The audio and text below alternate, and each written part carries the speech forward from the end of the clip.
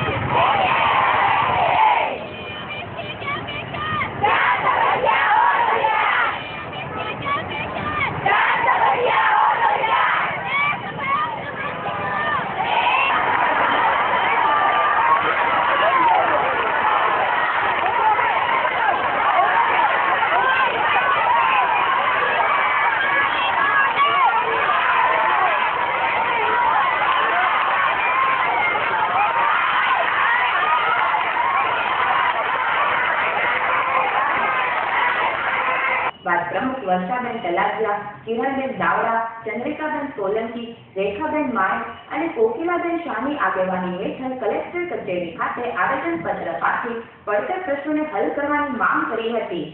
આજ રોજ જે ધરણાનો કાર્યક્રમ અમારે સરકારશ્રી સામે આપવો પડ્યો એનું મેઇન કારણ એ છે કે આંગણવાડી વર્કરો પાસેથી 36 પ્રકારની કામગીરી લેવામાં આવે છે,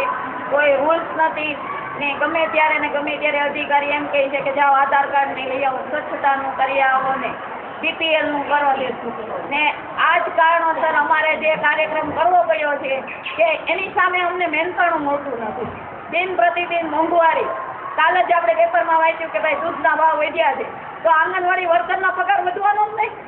કે એની માટે થઈને ખાસ અમે ધરણા કર્યા છે કે આજે દરેક કર્મચારીઓને સરકારશ્રી 6થું પગાર પંચ ને 7મું પગાર પંચ જાહેર કરે છે તો અમારી બહેનોને આશા હતી કે કંઈક બજેટમાં આવશે, પણ સરકારે લોલીપોપ આપી ને 700 રૂપિયા 400 રૂપિયા આપીને ખુશ બહેનોને કરી દીધા છે। ને જે બહેનો આંદોલન કરે છે તેને શું કરે છે કે પ્રેશર લાવીને તાત્કાલિક એમ કે એને છૂટા કરી દો એટલે કોઈ બહેનો અવાજ ઉઠાવી ન શકે। આવું રાજ્ય સરકારની અંદર ચાલે છે। તો અમારું એક જ લક્ષ્ય છે કે ભાઈ આમ તમે સરકાર વાતો કરો છો કે મહિલા સશક્તિકરણની, પણ જ્યારે 1,10,000 બહેનો હોય 10,000 એનું શોષણ થઈ રહ્યું છે કે રિટાયર્ડ બહેનો 10,000 છે તો કોઈ એને પેન્શન આપતા નથી ને આવા જ એકલો ઉઠાવવા જાય છે તેને એમ કહે છે કાલથી તું ન આવતી। આજે જ જોયું કે CDPO અને સુપરવાઇઝર દ્વારા કહેવામાં આવ્યું છે કે કાર્યક્રમમાં જશો તમને છૂટા કરી દેશું। એના કારણે થઈને અવાજ ઉઠતો નથી, સરકાર સમજતા નથી ને અમારો જે પગાર છે એ સાવ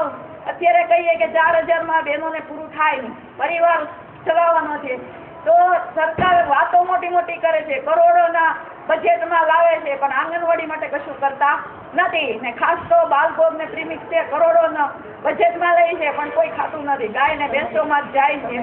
ને સમય મર્યાદામાં એક જ છે કે નાના બાળક હોય છે